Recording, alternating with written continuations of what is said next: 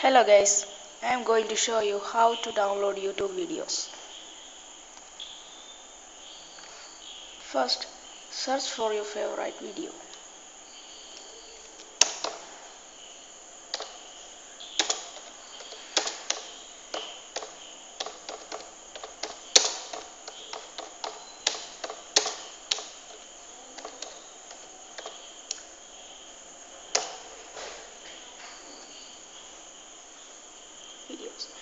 Then locate your content.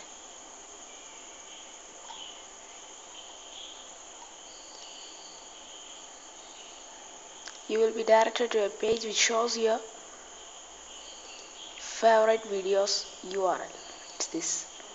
Copy it. Open a new tab and type in n.savefrom.net. You will be directed to its official page. Then enter the copied URL. Paste it. Then click the download button.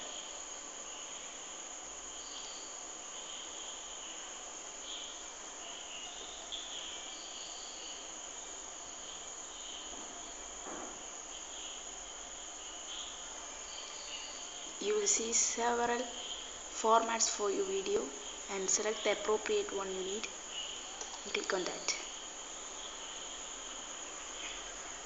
You can see the video is being downloaded.